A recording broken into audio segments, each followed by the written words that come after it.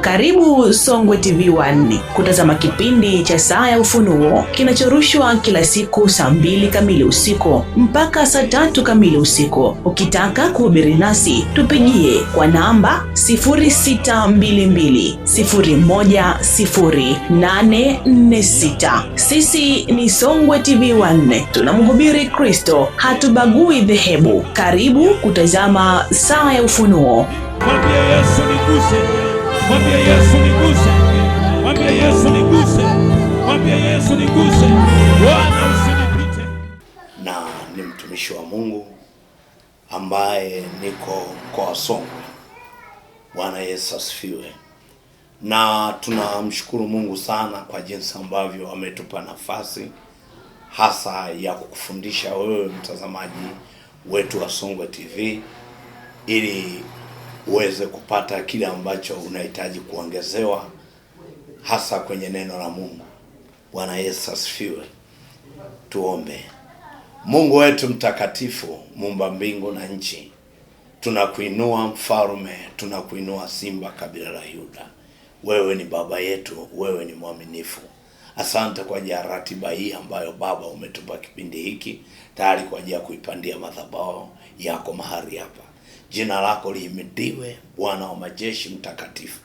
Katika jina la Yesu Kristo wa Nazareti, na haribu kila mitandao ya adui. Baba, haina nafasi. Na alika uwepo wako tawale Baba na kumiliki. Katika jina la Yesu nikiomba na kuamini. Amen. Bwana Yesu asifiwe.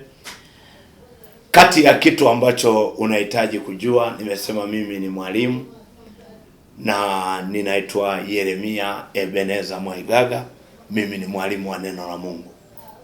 Watu wengine ambao hawezi kuelewa ni kwamba kwenye matokeo ya ualimu ni kwamba ni kati ya huduma 5 ambazo zipo kwa mtu yeyote aliyeokoka. Kuna huduma ya kwanza inaitwa, si kwamba ni ya kwanza kwa jinsi ya kutaja tu. Kuna huduma ya uchungaji, kuna huduma ya uinjilisti, lakini pia kuna huduma ya unabii, lakini pia kuna huduma ya ualimu, lakini pia kuna huduma ya mitume, ya utume. Na mimi nipo kwenye ualimu. Kwa hiyo karibu kwa ajili ya kusikiliza na kutazama namna ambavyo unahitaji kupata mafundisho mazuri ambayo yakupe matokeo ya kuelewa zaidi. Lengo letu kama mwalimu, lengo langu kama mwalimu ni kuona ukifaidi na ukiendelea kutoka utukufu kwenda utukufu. Yaani kumjua Mungu zaidi na zaidi. Ndio lengo langu kama mwalimu. Bwana Yesu asifiwe. Somo la leo ambalo tunaenda nalo ni ufunuo wa Mungu kwa mwana wa Mungu kebeberea. Ufunuo wa Mungu kwa mwana wa Mungu kebeberea. Bwana Yesu asifiwe. Hakuna kitu ambacho nahitaji kujua kama uliye mwana wa Mungu. Matokeo ya haya ambayo unahitaji kufahamu. Ufunuo hauwezi kuja kama wewe sio mwana wa Mungu. Yanaweza akaja mawazo ambayo ni mawazo tu, lakini sio ufunuo ambao Mungu anaweza kuachilia kwako. Na kwamba Songwe TV ni kwamba ni mazingira ambayo wao wamepata ufunuo namna ambavyo wanahitaji kuwa na vipindi mfululizo, ili wewe mtazamaji wa Songwe TV ili uweze kupata kitu ambacho kikuletee matokeo mazuri kiafya kimungu. Lakini bila hivyo ni kwamba huwezi kujua hiki kitu, lakini unahitaji kufahamu neno la Mungu limeandikwa nini juu ya habari hiyo. Na ninaanza kusoma kwenye Habakuki 1 ule mstari, Habakuki 1 ule mstari wa kwanza hata wa 2. Bwana Yesu asifiwe. Neno la Mungu linasema, ufunuo aliouona nabii Habakuki 2, nasema, E Bwana, E Bwana, nilie hata lini wewe usitake kunisikia, na kulilia kwa sababu ya udhalimu, ila hutaki kuokoa. Bwana Yesu asifiwe. Si jambo jepesi ambalo unahitaji kufahamu namna ambavyo huyu alikuwa ni nabii na anajaribu kumwambia Mungu juu ya ufunuo wake ambao ameona namna ambavyo Mungu anahitaji kumwelekeza na kumfahamisha kile ambacho anahitaji kujua huyu nabii Habakuki. Na wakati anasema, Baba, katika yote nilie hata lini?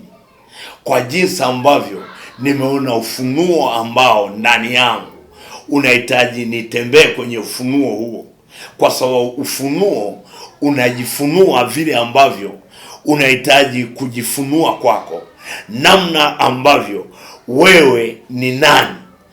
Sifa namba moja ambayo ili ufunuo utoke kwako ni kwamba ndani yako ubebe uwana wa Mungu. Kwa hiyo kama hujaokoka ni kwamba ndani yako ufunuo hauwezi kutoka, kwa sababu ufunuo unataka ufanye kile ambacho kina maelekezo ya Mungu ili kiweze kukuletea matokeo ya kile unachotakiwa kukijua. Bwana Yesu asifiwe.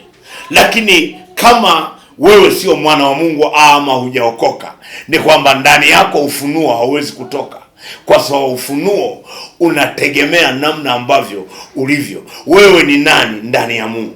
Kwa hiyo kama wewe ni nani ndani ya Mungu, ndicho ambacho kinakuletea matokeo ya kile ambacho unaweza ukapata kutoka kwenye ufunuo. Bwana asifiwe.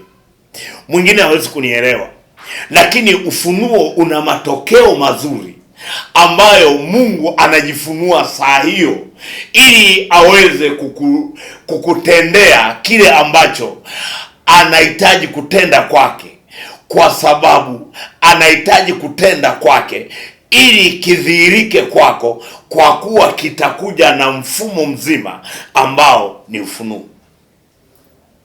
Kwa hiyo hapa alikuwa ni nabii Habakuki, kwa jinsi ambavyo alikuwa anaona kile ambacho Mungu anampa maelekezo, kwa sababu ufunuo ni maelekezo kwa jinsi ya Mungu ambayo yaje kwako, ambayo yaje yatende kazi sawa sawa na jinsi ambavyo unahitaji kukipokea. Kwa hiyo kama ufunuo ukiwa nje, ni kwamba ndani yako uwe na uhakika kuna kitu ambacho hakiwezi kufanyika, kwa sababu kinategemea ufunuo. Mungu anasemeje juu yako? Bwana Yesu asifiwe. Mwingine hawezi kuelewa, lakini ambacho unaweza ukaona kitu kingine ambacho hapa kipo, niunganishe na hiki, ni Habakuki tena 3 ule mstari wa 2. Inasema sala ya nabii Habakuki inasema, E Bwana, nimesikia habari zako, na naogopa. E Bwana, fufua kazi yako katika makazi, katikati ya miaka. Tangaza habari yake katika ghadhabu, kumbuka rehema. Bwana Yesu asifiwe. Kwa hiyo neno linavyosema fufua kazi yangu, ni kwamba huu ulikuwa ni ufunuo wa Habakuki. Nipo naendeleza kwenye ufunuo wa Habakuki kwa jinsi ambavyo anasema fufua kazi yangu. Kwa nini? Kwa sababu ni ndani yake anaomba namna ambavyo anahitaji kupata kile ambacho anaona kwake hakitokei, kile ambacho anatamani kitokee lakini ndani yake hakitokei. Alafu anasema fufua kazi yangu. Kwa nini? Kwa sababu ndani ya ufunuo ni kwamba Mungu akiomba hiyo sala, ni kwamba ndani yake anaona kuna matokeo ambayo kazi yake imelala, anaona mazingira ambayo yamelala katikati ya utumishi wake. Kwa hiyo anamwambia Mungu fufua kazi yako, kwa sababu hiyo ilikuwa ni sala ya Habakuki. Bwana Yesu asifiwe. Kwa hiyo Habakuki namna ambavyo alivyo ni kwamba alikuwa ni nabii, lakini pamoja na unabii kuna vitu ambavyo ndani yake vilikuwa vimekufa. Huenda ilikuwa imekufa ni uchumi wake, huenda ulikuwa umekufa mazingira yake ambayo anaona kabisa anayeweza kuvifufua hivi vitu ni kwamba ni Mungu peke yake. Kwa hiyo namna ambavyo anamwambia Mungu, na kwa sababu anasema anaanza na Sara, jinsi ambavyo aweze kumpa kile kitu ambacho anahitaji kukipata, kwa sababu ndani yake anahitaji, kuna vitu ambavyo vimekufa vinahitaji vifufuke. Umefikiri ndani yako ni vitu vingapi ambavyo haviendi, lakini mazingira na matokeo yake hayatokei, kwa sababu ndani yake vinategemea namna ambavyo Mungu anahitaji kujifunua kwako. Bwana Yesu asifiwe. Kwa hiyo kama hawezi kujifunua kwako, ni kwamba ndani yako unahitaji kucheki namna ambavyo ilivyo. Lakini kwa wewe ambaye hujaokoka, ni kwamba unahitaji kwenda kuokoka kwenye kanisa lolote, kwa jinsi ambavyo mambo haya ya ufunuo wa Mungu ianze kutokea kwako. Ikianza kutokea kwako, ni kwamba inakupa mazingira na inakupa matokeo ya kila ambacho unahitaji kukipata. Bwana Yesu asifiwe. Kwa hiyo unahitaji kujua kama mwana wa Mungu, lakini usipojua hiki kitu lazima kikusumbue sana. Bwana Yesu asifiwe. Cheki Waibrania 10 ule mstari wa 38. Waibrania 10 ule mstari wa 38, ili ucheki jinsi ambavyo ilivyo.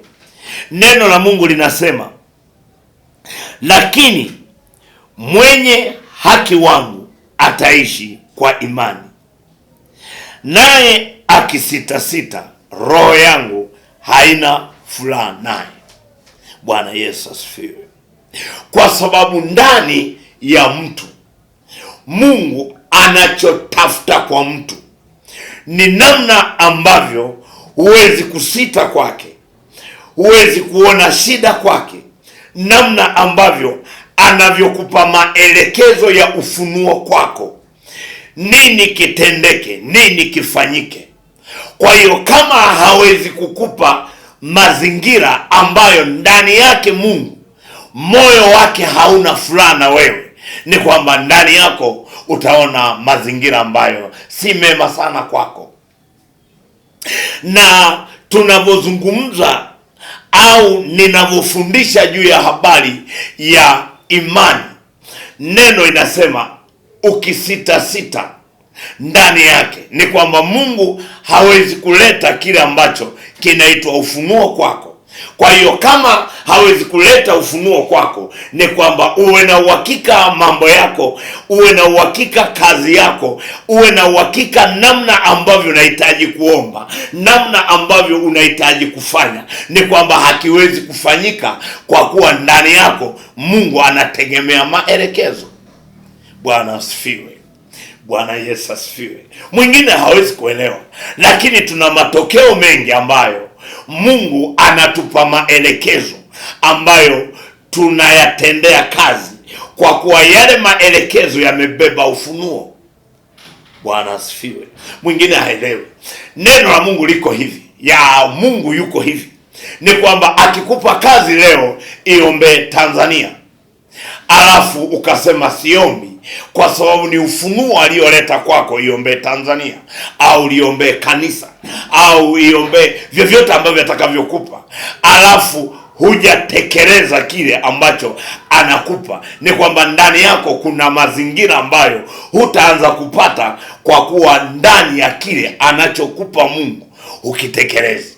Kwa hiyo kama hukitekelezi, cheki hasara yake, ni kwamba Mungu atakachokunyima ndani yako wewe mtumishi, atakachokunyima ndani yako wewe uliye mwana wa Mungu, ni kwamba atakunyima ufunuo. Bwana Yesu asifiwe. Mwingine hawezi kunielewa. Ninaweza nikawa na wagonjwa wako 8 wote, wakati nina wagonjwa 8, mwingine anaumwa kichwa, mwingine anaumwa tumbo, mwingine anaumwa, au nikasema wote wanaumwa matumbo wapite mbele. Alafu Mungu ninavyoanza kuomba, ni kwamba Mungu atanipa ufunuo tofauti tofauti, namna ambavyo nitakavyoomba. Mwingine Mungu ataniambia tu, huyo hebu mpeni tu maji atapona, na nitampa maji atapona. Mwingine Mungu ataniambia nishike kichwani na atapata afya, na nitashika tu kichwani na atapata afya. Mwingine Mungu ataniambia huyo ni kwamba kinachofuata ni kwamba shika kwenye bega lake, nitashika kwenye bega. Sasa ni kwenye mazingira ya elimu ambayo ni ya ufunuo. Kwa hiyo nitashika kwenye bega lake, ghafla anafunguliwa. Mwingine Mungu ataniambia, hao wote wanaumwa ni matumbo. Mwingine Mungu ataniambia shika tu kwenye mguu wake, nitashika mguu wake. Kwa nini? Ninachotengeneza ni matokeo ya kile ambacho ufunuo unasema nini, Mungu anasema nini katikati ya hicho ambacho anahitaji kupata ili aachiliwe, tumbo lake liweze kumwachia. Bwana Yesu asifiwe. Kwa hiyo hapo ndipo ambapo ninataka ujue namna ambavyo ninasema habari ya ufunuo kwa uliye mwana wa Mungu, kwa sababu ni kibibilia. Mwingine unaweza ukatokea ukawa unaombea mgonjwa kwa muda mrefu,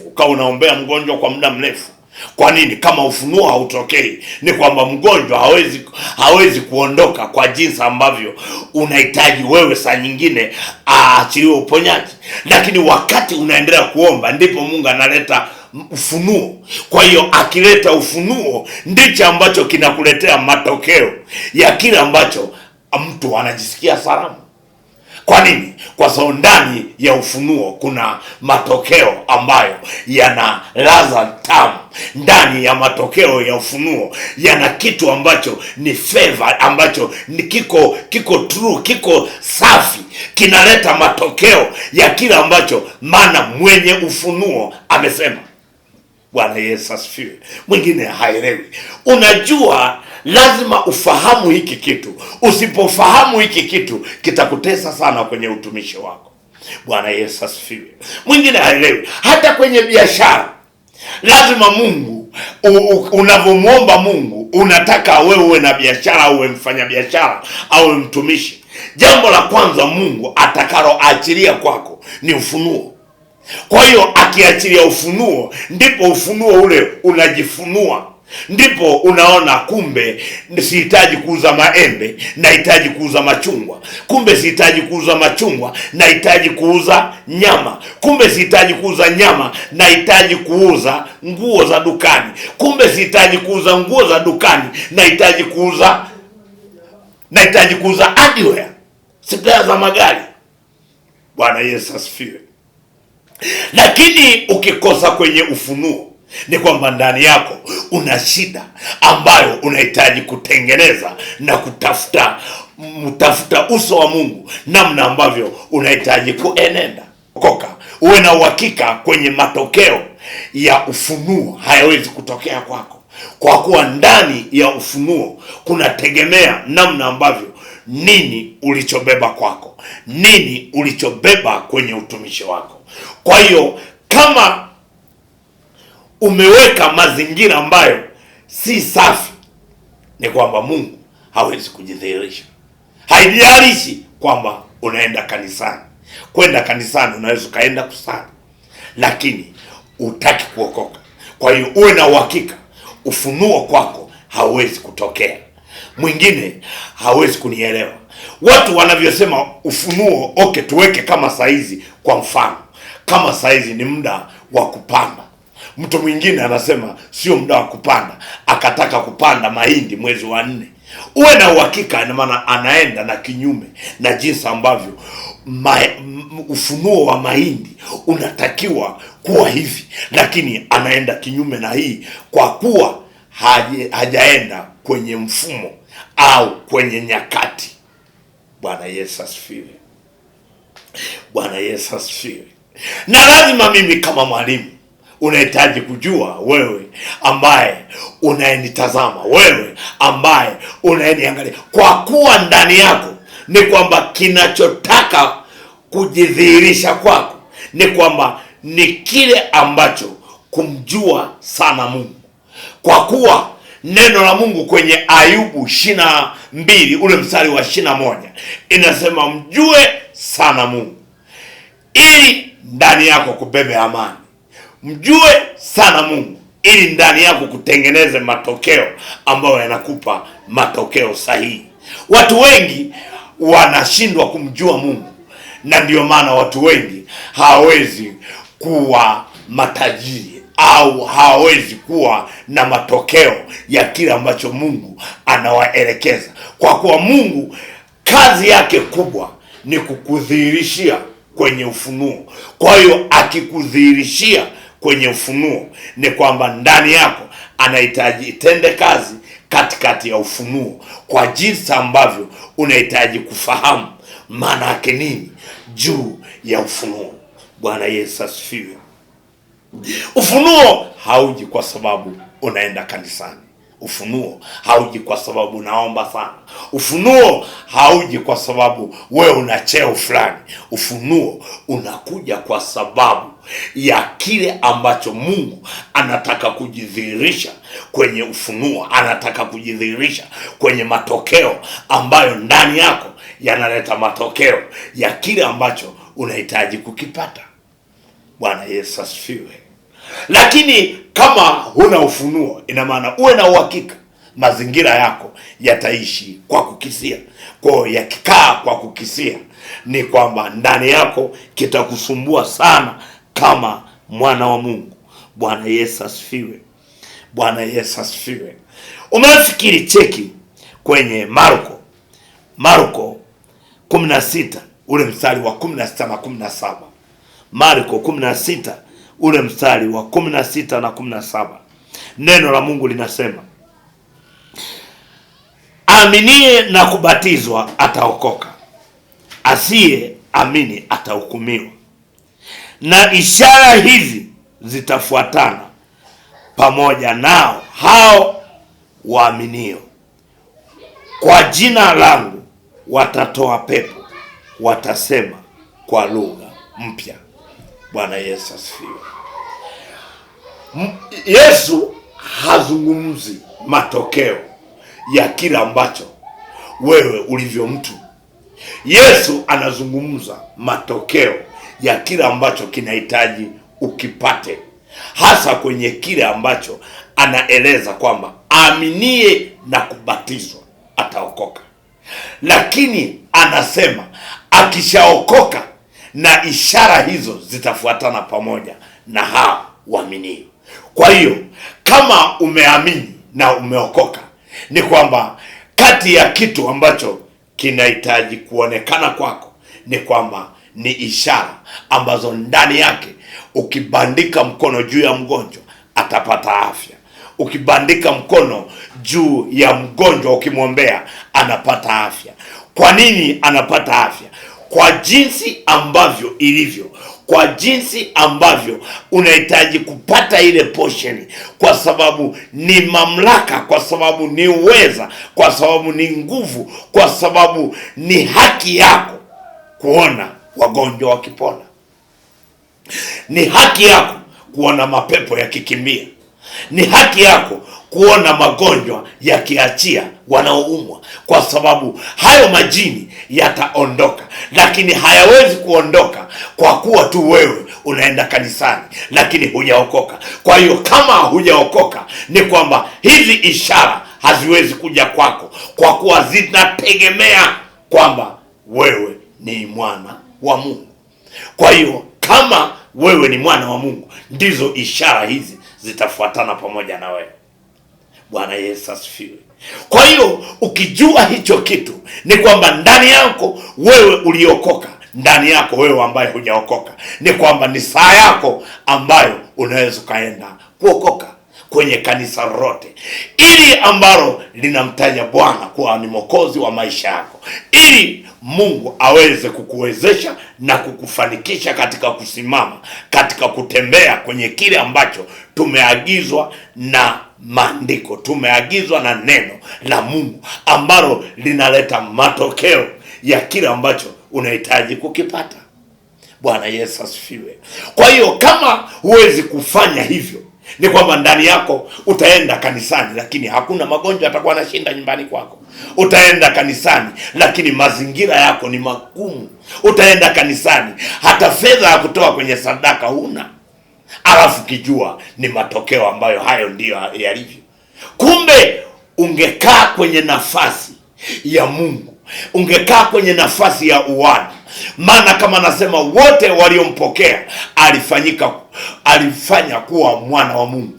Kwa hiyo kama hujampokea, ni kwamba ndani yako uwe na uhakika kuna mazingira ambayo hayawezi kutoka kwako, kwa sababu yanategemea nafasi ulionayo, yanategemea mazingira ulionayo, yanategemea vile ambavyo ndani yako. Nani tumaini lako kwa nani tumaini lako kwenye maisha yako? Kwa hiyo kama tumaini lako ni kwamba uamini, ni kwamba uwe na uhakika hakuna kitakachofanyika kwako. Kwa maana hiyo, kama hakuna kitu kitakachofanyika, uwe na uhakika sasa mazingira yako yatakuwa yamejenga matokeo ambayo si mema, ambayo Mungu anataka kujifunua kwako, kwa hawezi kujifunua kwa sababu hajifunui kwa sababu wewe ni mtu, anajifunua kwa sababu wewe ni mwana wa Mungu, anajifunua kwa sababu wewe ni mtoto wa Mungu. Kwa sababu ukiokoka ina maana unakuwa mtoto wa Mungu, lakini usipookoka unakuwa mtu wa Mungu. Bwana Yesu asifiwe. Kwa hiyo ukiwa mtu wa Mungu ni kwamba huna matokeo. Kama ni mvua, Mungu atasikia maombi ya walioomba, ndiye ataleta mvua. Kama ni jua, Mungu atasikia walioomba ambao ni watoto wake, ndiye ataleta jua. Lakini nje na hapo unahitaji kufahamu na kujua maana yake nini juu ya utumishi. Bwana Yesu asifiwe. Lakini usipojua hivyo vitu, ni kwamba vitakusumbua kwenye maisha yako, vitakusumbua kwenye maisha yako. Kama anasema wote aliwapa uwezo wa kufanyika wana wa Mungu, anasema alikuja kwa walio wake, hawakumpokea. Lakini akaweka biaka, akasema wote waliofanyika, wote aliwafanya kuwa watoto wa Mungu, wote waliompokea. Kwa nini? Huwezi kufanyika kuwa mtoto wa Mungu wakati ndani yako hujampokea. Kwa hiyo uwe na uhakika matokeo hayawezi kutoka, kwa sababu yanategemea namna ambavyo wewe ni nani. Bwana Yesu asifiwe. Mwingine hawezi kuelewa namna ambavyo ilivyo kwenye utumishi wetu huu ambao tupo na tunaendelea kufanya na tunaendelea kutumika mbele za Mungu, na Mungu anatuwezesha mambo mengi sana. Kwa nini? Kwa sababu mamlaka tulionayo ni kwamba ni mamlaka ambayo yanamdhihirisha Kristo. Mamlaka tulionayo ni kwamba yanamdhihirisha Yesu. Kwa hiyo kama yanamdhihirisha Yesu, uwe na uhakika ni kwamba kitakachotokea na atakayepata sifa, atakayepata utukufu ni Mungu aliye mbinguni. Bwana Yesu asifiwe. Lakini kama siwezi kumdhihirisha, ni kwamba nikianza kupokea mimi sifa, ni kwamba kuna mazingira ambayo yatakuwa yanapungua kwetu. Bwana asifiwe. Kwa hiyo unahitaji kujua kama mwana wa Mungu, unahitaji kujua wewe ambaye hujaokoka, ili uweze kuokoka, ili Mungu akupe matokeo, ili Mungu akupe ufunuo, ili Mungu akupe kitu ambacho saa hii unahitaji kufanya nini, saa hii unahitaji kuwa wapi, saa hii unahitaji kutembea namna gani, saa hii unahitaji kufanya biashara gani, saa hii unahitaji kutumika wapi, saa hii ungekuwa unatumika wapi. Ni ndani ya ukiwa mwana wa Mungu. Saa hii kuna wagonjwa wako hivi, saa hii kuna mgonjwa anahitaji kumwombea, atakupa ufunuo ili ule mgonjwa uweze kwenda kumwombea na kufuata vile ambavyo Roho Mtakatifu kupitia ufunuo wa Mungu anakupa, kwamba huyu mgonjwa fanyeni, huyu mgonjwa bandika mikono, huyu mgonjwa hebu usimwendee leo, mwendee kesho, huyu mgonjwa shikeni mikono, ili kwamba ugonjwa wake uishe. Kwa nini? Kwa sababu mazingira yetu ni kwamba ni mazingira ambayo yako vyema. Wakati huo Mungu ametupa mamlaka makubwa sana. Mamlaka tunayotumia ni mamlaka ambayo hawezi kutumia mtu yoyote hapa duniani. Ni bali anayeweza kutumia ni mtu tu aliyeokoka. Bwana Yesu asifiwe. Mwingine anakuwa hanielewi. Umefikiri tumeenda kwenye nyumba za watu, tumeenda kwenye nyumba wanauza nyumba au viwanja au mashamba, na tukimwambia Mungu hapa hakuna mtu wa kununua, kwa sababu tumetamka kwa mamlaka. Kwa tukimwambia hakuna mtu wa kununua, uwe na uhakika tutaenda kununua sisi wenyewe mpaka tupate hela. Ni mamlaka ambayo tumepewa. Kama yeye amepewa mamlaka yote duniani na mbinguni, na wewe uliokoka ni kwamba una mamlaka, ila kama huwezi kuzitumia mamlaka hizo ni kwamba ni wewe. Kwa nini? Neno la Mungu linaeleza wazi, vaeni silaha zote, ambazo zile silaha kwenye Waefeso 6:11 inasema hatimaye mzidi kuwa hodari. 11 inasema vaeni silaha zote. Kwa ukishavaa silaha zote ni kwamba unaweza kusema sasa, kupitia silaha zangu na mamlaka ulionipa na mamlaka niliyopewa, hii nyumba hamna mtu kununua. Kwa hiyo unavuruga mpango wa yule anayetangaza kuuza. Kwa nini? Nimefika pale mara kadhaa, nikizunguka wakisema wanauza hii nyumba, nikizunguka namwambia Mungu hakuna mtu wa kununua, na inakuwa hivyo. Na nimeona nina nyumba nyingi, ninaona inatokea hivyo, na hakuna ambaye anaweza kununua tena pale. Kwa nini? Labda niende nimwambie Mungu hapana, hapa sijapapenda. Lakini nikipapenda ni kwamba nitazunguka nitamwambia Mungu hapa ni pa kwangu. Kwa nini? Kwa sababu ndivyo ambavyo mazingira ya mamlaka yalivyo. Kwa hiyo mazingira yakitokea ndivyo Mungu anaanza kukupa ufunuo, unapataje hela kwenda kulipa. Bwana Yesu asifiwe. Lakini kama unaona ni kawaida, huwezi kuenjoy, huwezi kuona raha, huwezi kuona furaha ndani ya wokovu. Lakini ukikaa ukiwa na Yesu na ufunuo umekaa ndani yako, uwe na uhakika mazingira yako utayaona jinsi ambavyo yatakavyoenda, kwa sababu ndani yako inategemea wewe ni nani. Wewe ni nani ndani yako. Kwa hiyo ukijijua wewe ni nani, wala hakuna kitu ambacho kinaweza kikakutishia kwenye dunia hii. Mwingine haelewi. Nilienda siku moja, nikamwambia Mungu nahitaji gari. Na Mungu akaniambia okay, sawa, unahitaji gari, nasubiri ufunuo wa Mungu aniambie gari linatokea wapi. Bwana Yesu asifiwe. Wakati akaniambia haya, nendeni nikachukue gari liko pale kwenye ya benki NMB, ilikuwa ni manager wa benki. Nikaenda kuchukua gari zuri kabisa, akaniambia nendeni nikachukue. Kwa nini? Ni mazingira ambayo Mungu ukimhitaji, ukiomba kitu ni kwamba kitakupa kile ambacho unahitaji kifuate utekelezaji. Mwingine haelewi. Kuna mazingira ambayo nikiomba kwamba Mungu nahitaji gari, ni kwamba malaika wa mbinguni wanaanza kutafuta, nahitaji tumpe gari gani ambalo mtumishi ndo aendeshe, gari gani ambalo ndo alimiliki. Kwa hiyo ni kazi tu ya ufunuo, nenda sehemu fulani, gari limepatikana. Bwana asifiwe. Kwa hiyo ikapatikana ile gari, nikachukua kwa manager wa benki, gari nzuri. Nikatembelea cheki tena, nikamwambia tena siku nyingine, mwaka mwingine tena, nikamwambia Mungu nahitaji gari. Bwana asifiwe. Mungu akaniambia gari, nendeni Mbeya ukachukue Mbeya. Nakimbia naenda Mbeya, napanda gari naenda Mbeya. Nafika Mbeya, tumekutana na yule mtu alikuwa na roji yake, tukakutana naye. Gari shingapi? Akaniambia bei. Alivyoniambia bei, hayo ni mamlaka. Akaniambia bei shingapi kaza. Alichoniambia akaniambia hiyo fedha huhitaji kunilipa cash, unahitaji unilipie benki. Nikamwambia hakuna shida. Mimi bila kuelewa, lakini Mungu amenifunulia nenda Mbeya kachukue gari. Bwana Yesu asifiwe. Wakati nikarudia tena sasa kuja nikashika hela, nikaja tena nikaingiza fedha kwenye benki, alafu nikamuingizia kwenye benki kwenye namba yake aliyonipa. Sasa nimeshika ile ambayo nimelipia ile sipu, tunaenda kumtafuta, ndo ninaenda nyumbani pake, tulikuwa na driver wangu. Ninaenda nyumbani pake, wananionyesha nyumbani kwake, fika hapa. Naenda kule, nakuta yule mtu, nakuta tumepeleka slip, ni mganga wa kienyeji. Bwana Yesu asifiwe. Bwana Yesu asifiwe. Kwa unahitaji ndani yako kujua. Nikampa slip. Kufika pale nikaona watu wamepanga foleni, ni mganga wa kienyeji. Kwa hiyo Mungu ameenda kunyang'anya kwenye gari ambaye alikuwa ni mganga wa kienyeji. Nikachukua ile gari.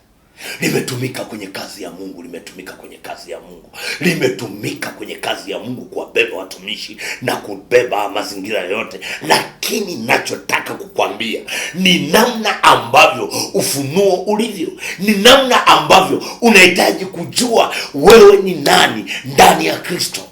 Unahitaji kujua wewe mamlaka yako yako wapi.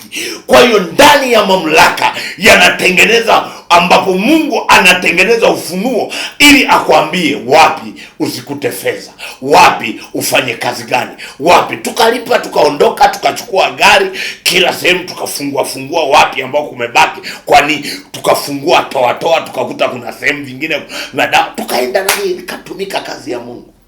Kwa nini? Ni mamlaka ulionayo, uliye mwana wa Mungu. Lakini kama hauwezi kujitambua, una shida kubwa ndani yako. Unahitaji kutengeneza maisha yako kwa Mungu ili Mungu aweze kukupa matokeo. Bwana Yesu asifiwe. Akikupa matokeo, yatakupa kile ambacho unahitaji kufahamu wewe ni nani. Huhitaji kuteseka hapa duniani, kwa sababu ndani yake inatengeneza matokeo, ndani yake inatengeneza tension, ndani yake inatengeneza mazingira ya kuwa namna ambavyo unahitaji kuwa nani. Bwana Yesu asifiwe. Lakini ukijua hiki kitu hakitakusumbua ndani yako kwenye maisha yako. Tunajua tulikuwa tunaongelea juu ya habari ya ishara zitafuatana nayo. Ndio maana wengine tunakutana nao, wanakuja, wengine wanaingia ofisini kwetu, unakuta wanaingia halafu wanadondoka. Kwa nini? Wamekutana na nguvu ambayo haiwezi kuhimili ofisini, kwa wanadondoka, mapepo wanazimia. Bwana Yesu asifiwe. Ukijua hiki kitu utapata raha sana. Alafu ndivyo ambavyo naanza kufanya kile kitu ambacho unahitaji kukipata. Kumbuka jinsi ambavyo ilivyo. Inasema ishara hizi zitafuatana na hao waaminio.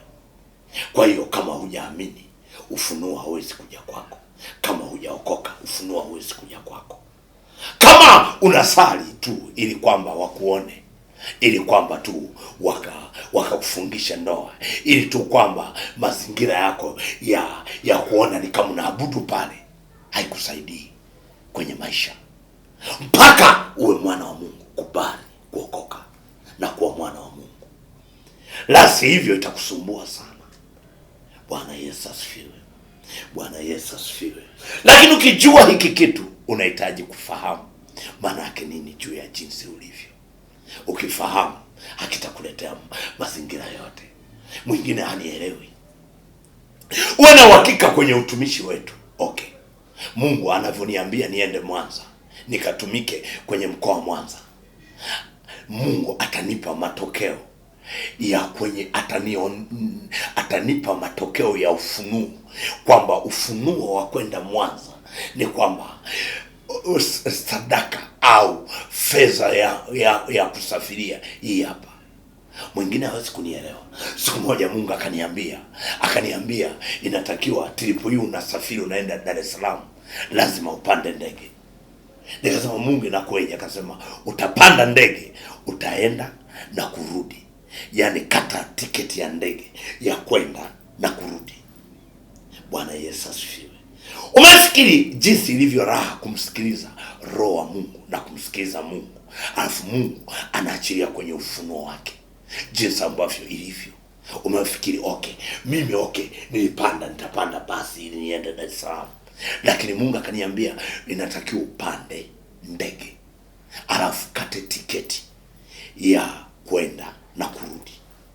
Na nikafanya hivyo.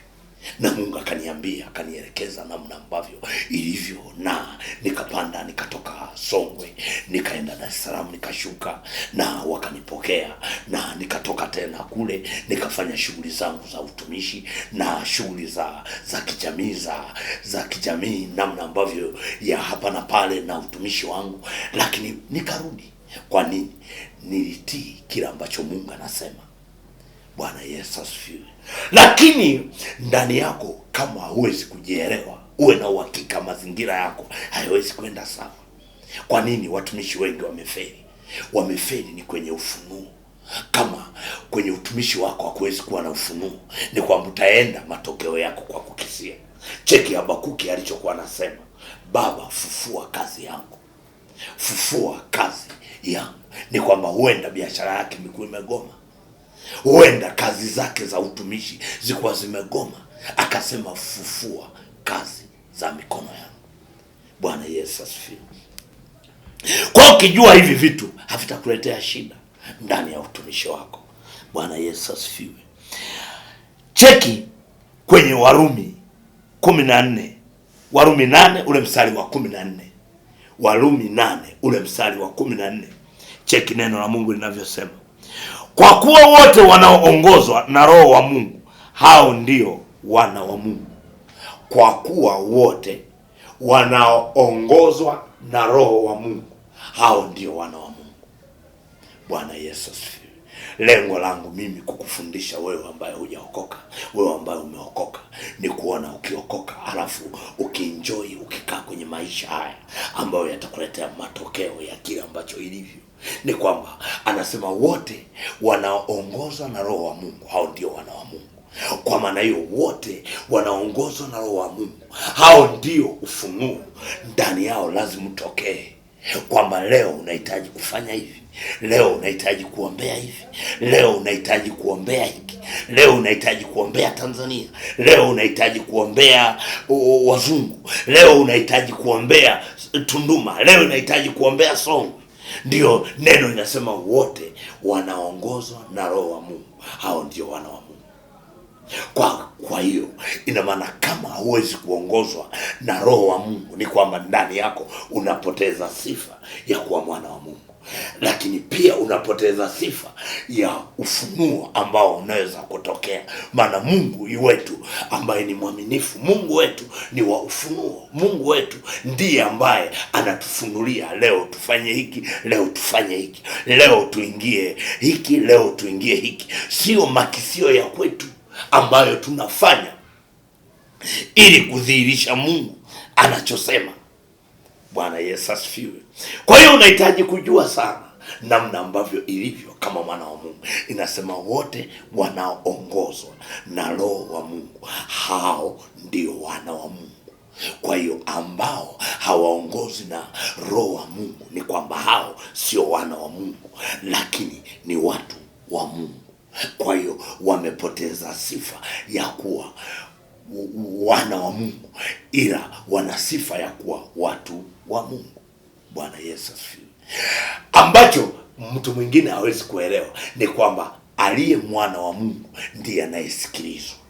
Mimi nikisema wachawi hamna magonjwa nyumbani, ni kwamba magonjwa hayatakuja nyumbani kwa kuwa nimesema kwenye nafasi ya mwana wa Mungu. Kwa hiyo nikisema hakuna magonjwa kuja kwangu, ni kwamba hayatakuja kwa kuwa nimesema, nimethibitisha. Kwa hiyo atakaye kuja kuleta magonjwa kwangu ni kwamba atapigwa kwa sababu ya vile ambavyo mimi nimetangaza, au mimi nimeamrisha, au mimi nimesema. Kwa hiyo nikisema kwangu mimi ni sheria, kwa Mungu inakuwa ni sheria.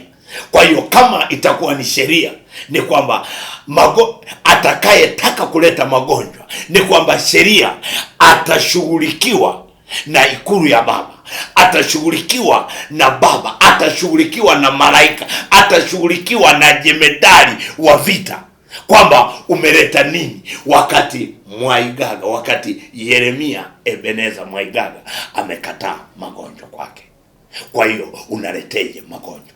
Lakini wewe ambaye ni mtu wa Mungu, mtu wa Mungu, ni kwamba utaomba, hutasikikwa, hauwezi kusikilizwa, kwa sababu ndani yake huna sifa ya kusikilizwa, kwa sababu wewe ni mtu wa Mungu, ambapo ukipata neema ya kuokoka na kuwa mwana wa Mungu, ndipo utakapoanza kusikilizwa, kwa sababu maombi hayasikilizwi tu kwa sababu wewe ni mtu.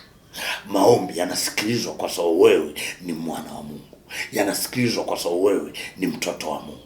Kwa hiyo wewe ambaye hujaokoka, pata nafasi ambayo unaweza kuokoka kwenye kanisa lolote, unaweza kuokoka kwenye sehemu yote, kwenye kanisa lolote ambalo Bwana ni mwokozi wa maisha yako, kama wanalitaja kwamba Bwana ni mwokozi wa maisha yake. Lakini kama bado hujafanya hivyo, ni kwamba mazingira yako, ni kwamba kuna matokeo ambayo hayakupi mwanga mwema, kwa kuwa neno la Mungu linasema wote wanaoongozwa na Roho wa Mungu, hao ndio wana wa Mungu.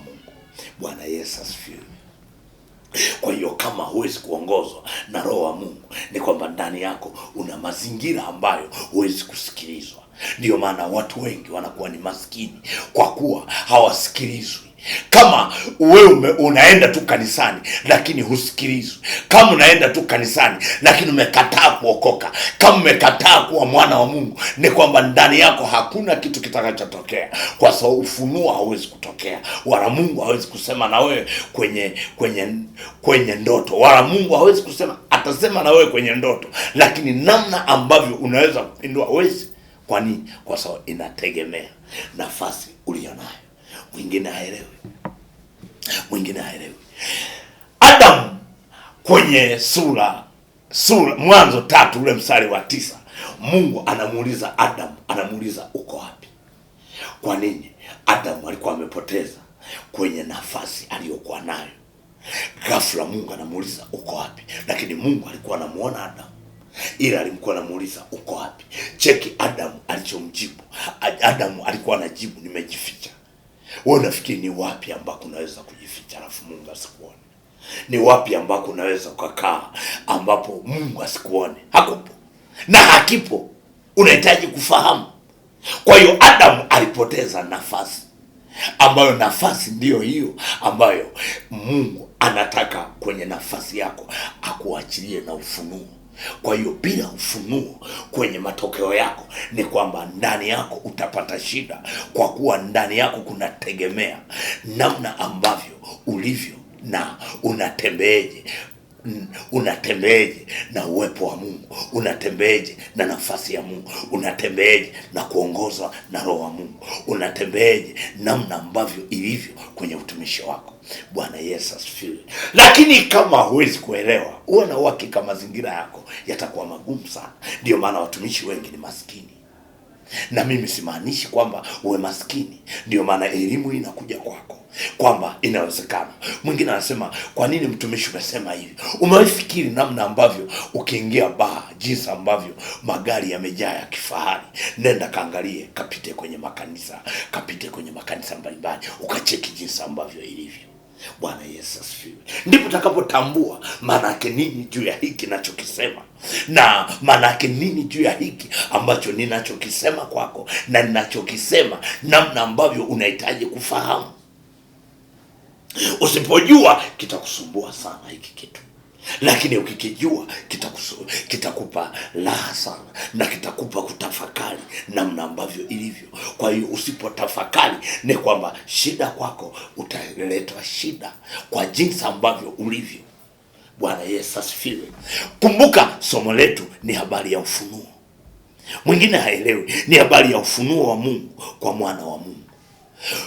Ufunuo wa Mungu kwa mwana wa Mungu kibiblia. Huo ufunuo ni kwamba unakupa matokeo. Hauwezi kawa haupo kwenye uokovu alafu kapewa ufunuo. Hauwezi. La sivyo, labda kama kuna upande wa pili wa adui wa shetani, ndiye anaweza kukupa ufunuo, lakini siamini, kwa sababu mimi nasimamia kwenye ufunuo ambao Mungu anaachilia. Mungu akiachilia ufunuo wake, ni kwamba unaenda kutengeneza attention, unaanza kutengeneza kile kitu ambacho unahitaji kukipata, kile kitu ambacho unahitaji kukishughulikia. Lakini usipokishughulikia ni kwamba kitakupa matokeo ambayo hayatakupa mazingira mazuri. Kama hayatakupa mazingira mazuri, uwe na uhakika mazingira yako yatakuwa ni shida sana. Mwingine hanielewi vizuri. Umewafikiri Yohana 12 ule mstari wa 26. Yohana 12 ule mstari wa 26. Huyo ni Yesu anasema. Mwingine haelewi. Neno la Mungu linasema, ni Yesu anasema, mtu akinitumikia na anifuate, nami nilipo ndipo na mtumishi wangu atakapo kuwapo. Tena mtu akinitumikia, Baba atamheshimu. Bwana Yesu asifiwe. Bwana Yesu asifiwe. Kwa hiyo mazingira ambayo unahitaji kufahamu na kujua ni namna ambavyo Mungu anataka wewe umtumikie. Kwa hiyo kama huwezi kumtumikia, ni kwamba Yesu anaeleza, anasema Baba wangu atakuheshimu.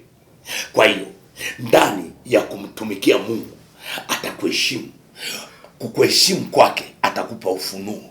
Kukuheshimu kwake atakupa kile ambacho unahitaji kukipata, ili uweze kuvuka kutoka ng'ambo nyingine, ili uweze kuvuka kutoka utukufu kwenda utukufu, ili aweze kuvuka kutoka kile ambacho unahitaji kukipata, kwa kuwa kile kitu ambacho unahitaji kukipata kipo kwa ajili yako, na anasema Baba yangu atakuheshimu.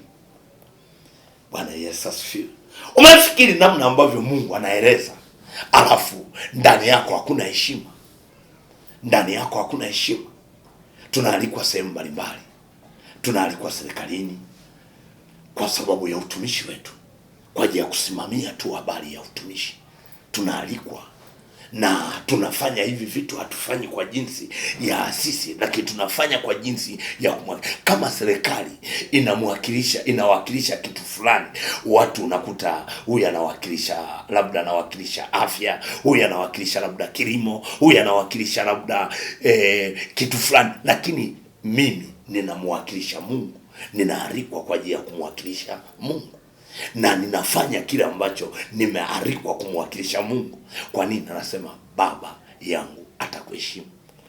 Kwa hiyo ukimtumikia Mungu, Mungu anasema Baba atakuheshimu. Akikuheshimu, hakuheshimu hivyo hivyo, anakuheshimu, anakupa mali. Hakuheshimu tu hivyo hivyo, lakini anakupa hekima. Hakuheshimu tu hivyo hivyo, lakini anakupa matokeo ya kile ambacho unahitaji kukipata, kwa kuwa ndani yake kinakutengenezea heshima. Hausifiwi wewe, lakini anasifiwa Baba. Kwa nini? Kwa sababu anasema ukinitumikia na ukanifuata, anasema Baba atakuheshimu. Mwingine haelewi. Ngoja nirudie kusoma. Neno la Mungu linasema, mtu akinitumikia na anifuate, nami nilipo ndipo na mtumishi wangu atakapokuwapo. Tena mtu akinitumikia, Baba atamheshimu. Ni heshima ambayo inatoka kwa Baba. Ni heshima ambayo inatoka mikononi mwake. Ni heshima ambayo inatoka namna ambavyo unahitaji kuipata. Kwa nini? Kwa sababu ndani yake inategemea wewe ni nani ndani ya Kristo, wewe ni nani ndani ya Mungu. Kwa sababu Mungu yeye anataka kutengeneza heshima kwako. Anataka kutengeneza heshima kwako wewe mtazamaji wangu. Anataka kutengeneza kwako wewe ambaye unayetazama. Anataka kutengeneza kwako heshima ambayo ndani yake unahitaji umfuate. Kwa hiyo anasema ukinifuata, Baba wangu atakuheshimu. Kwa hiyo ndani ya utumishi Mungu amekubebesha heshima. Umewafikiri namna ambavyo nikaondoka hayo magari yote, nikaondoka nikawa tayari na miliki. Kwa hiyo ni mazingira ambayo Mungu anataka kuheshimisha. Yuko tayari kunyang'anya vitu vya wengine ambao hawamheshimu, hawamtumikii Mungu, vikaja kwako. Mwingine ambaye angenunua labda milioni 30, kwako wewe una uwezo wa kununua milioni 5. Kwa Bwana Yesu asifiwe. Kingine ambacho ungenunua milioni 40, wewe unaweza kununua kwa milioni hata 15. Kwa nini? Baba amekuheshimu. Kwa hiyo Mungu akikuheshimisha ni kwamba anakupa matokeo ya kile ambacho unahitaji kukipata, na ukikipata kinakupa kile ambacho unahitaji kufahamu, na ukifahamu kinakupa matokeo ya kile ambacho unahitaji kufahamu. Neno langu kama mwalimu ni kuona ndani yako ukiokoka. Ndio lengo langu kubwa. Yote ambayo wewe umeokoka ni kuona ndani yako kitengeneza maisha vizuri. Kama ndani yako kuna vitu havitokei, unahitaji kufahamu na kujua maana yake nini. Unahitaji kukaa kwenye tension ya kumtumikia Mungu katika roho na kweli. Bwana Yesu asifiwe. Ndani yako unahitaji kufanya kile kitu ambacho unahitaji kuwa kilia ndani ya Mungu. Lakini kama huwezi kujua hivi vitu, vitakusumbua. Utaishi maisha yako kwa kukisia. Ukiishi maisha kwa kukisia, hayatakupa matokeo, hayatakupa kile ambacho unahitaji kukipata, kwa kuwa ndani yako unakisia. Ukikisia, baada ya kupata ufunuo, uwe na uhakika shida kwako ipo kwako wewe. Lakini ukijua hiki kitu kitakupa matokeo mema sana ndani ya utumishi. Bwana Yesu asifiwe. Uwe na uhakika unahitaji kuwa mwalimu, jinsi ambavyo ukiokoka hizo huduma 5 kati ya huduma moja itakuletea matokeo ya kila ambacho unahitaji kukipata. Bwana Yesu asifiwe. Lakini ninataka ujue namna ambavyo ilivyo, na nitataja namba yangu ya simu ambayo ukitaka msaada zaidi, kwa kuwa tuna saa moja kwenye kufundisha hapa. Kwa hiyo nitakutajia namba yangu ya simu ambayo nahitaji kuipata ili kutupata na kwa huduma zaidi. 0753 697 281. 0753 697 281.